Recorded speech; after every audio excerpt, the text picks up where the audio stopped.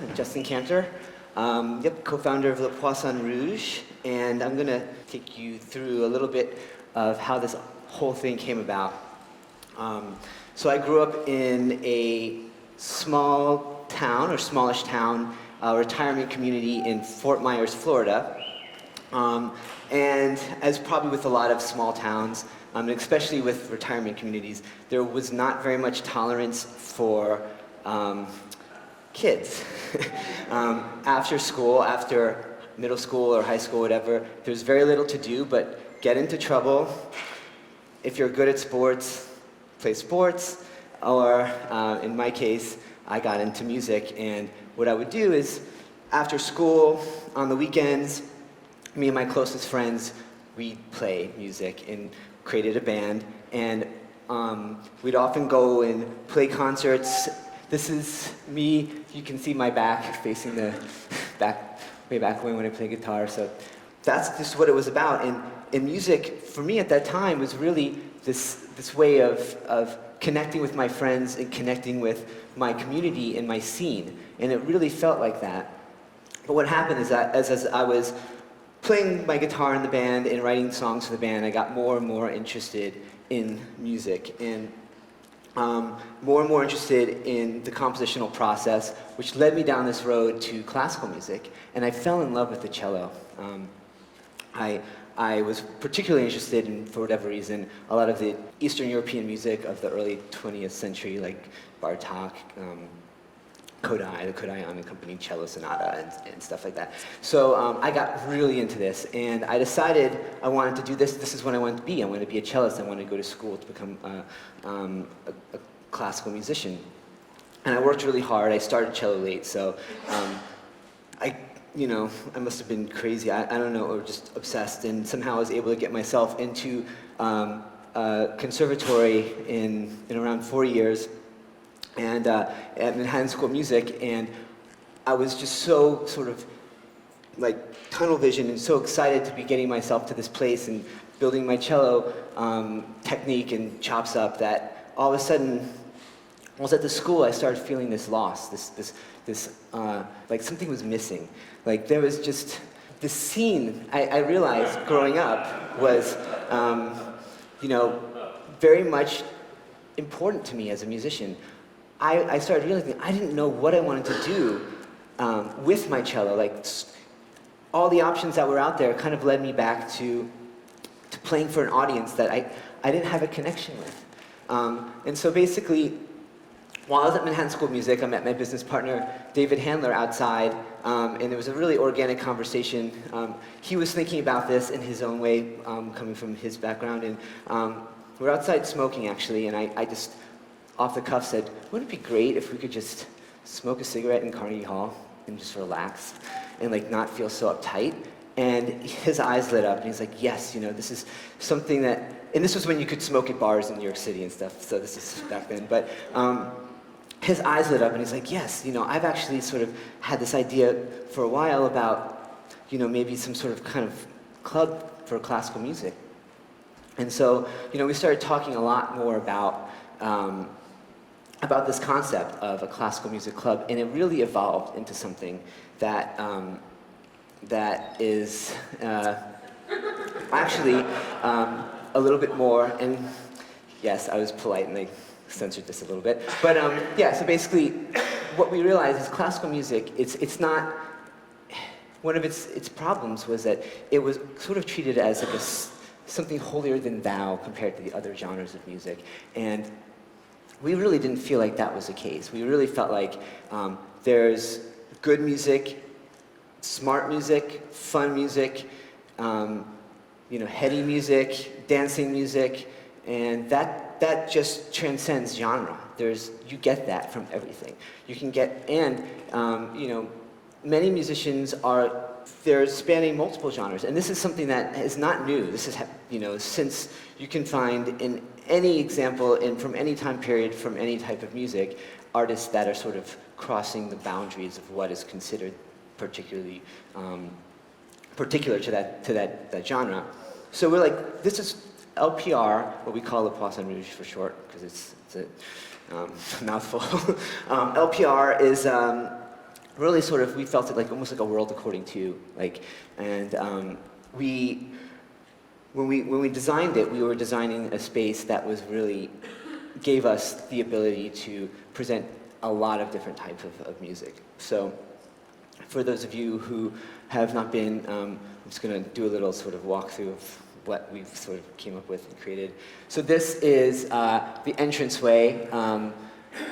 From the ground floor, it looks just like some sort of art installation or something. You can't tell that there's this giant music venue underneath your feet. Since the concept is really sort of breaking boundaries, instead of people walking in and feeling comfortable and knowing exactly where they're going to go, we wanted it to feel like when you go downstairs, you don't know which way is to the seats, which way is to the bathroom, which way is to the bar. We wanted to almost create a sense of confusion to open people's minds right when they got into the space. And our moniker being the fish, we felt like it would be crazy to have this like floating fish tank that looks like it's about to fall over the staircase that people have to walk down, and just to create some more of that sort of tension. So then you get down. This is the way into the main space. That's we have two spaces. This is the one where we present a majority of our concerts. Come into here, and then we have all these different room setups. We're really sort of interested in playing with the performer-artist relationship in the space, and the thought of concerts happening in the round as opposed to sort of like what we have here, this like preacher-congregation style, was really important for us to explore, and we wanted artists to have the ability to explore that. So this is the cabaret seated in the round style. This is what we call the corner stage. We don't have, the stage is also, even when it is more of a preacher congregation, we put it on the corner of the space instead of just in the middle of the room, which also allowed us to have a lot more room for the audience to be up close to the artist. And this is another view of that from a little further back. And then this is what in the round looks like for a standing audience. And this is what a concert looks like with a standing audience. So basically, we're not a classical club, but we're very mission heavy. The reason that we did open this is to include classical music and present classical music alongside all these other genres, as I said. So, this is just a list of some of the artists that we've had come through. I put in red, if you can read it, just some more of the classical pointed artists on there.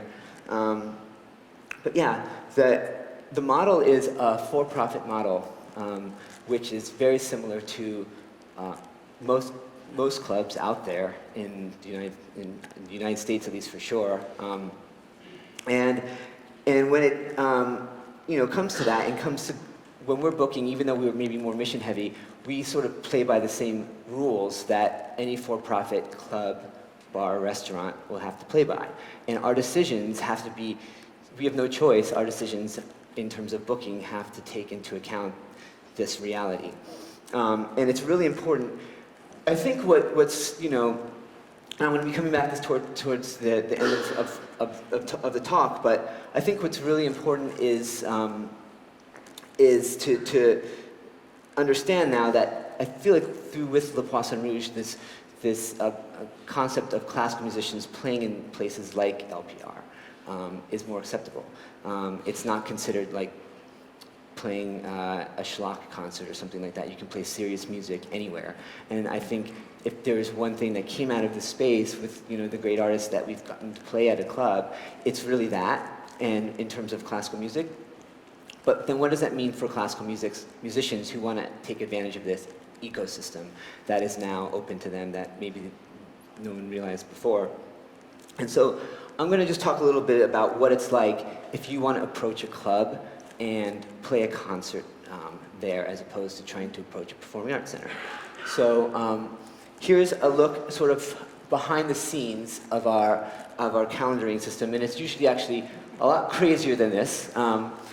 The events that you see that are in green are the confirmed events in our space, and then you'll see these events in white. We call them holds.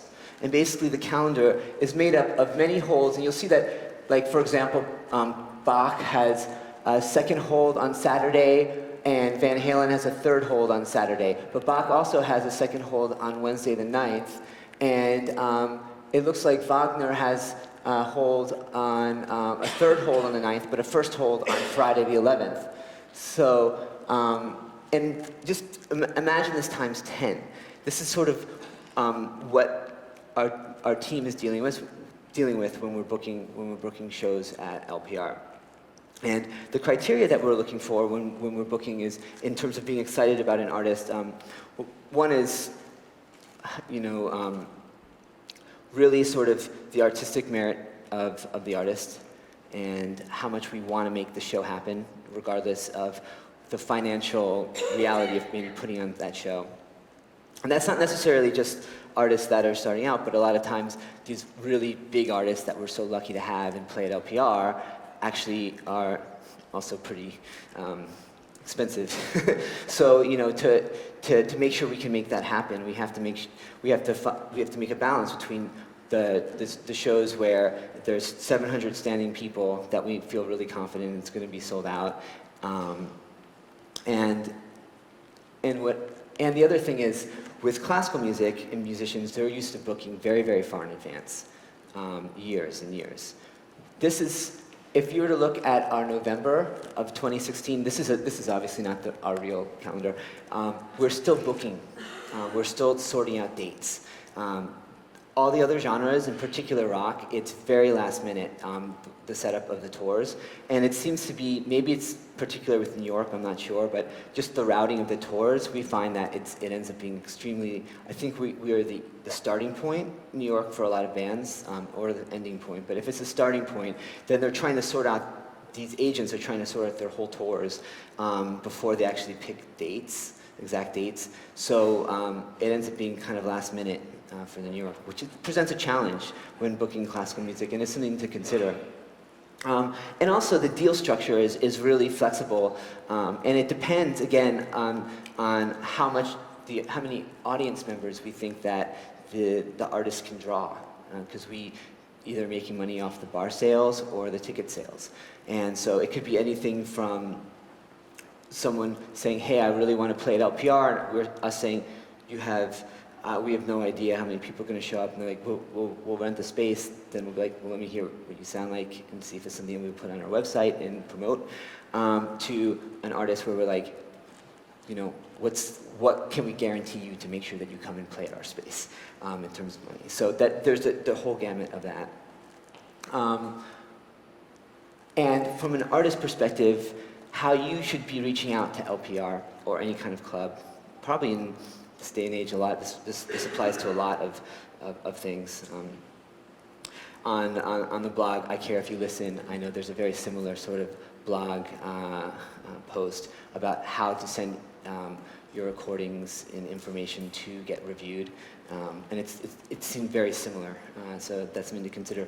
But basically, we're trying to figure out how who you are as musicians, how many people can you bring in the New York, in our area, in our market?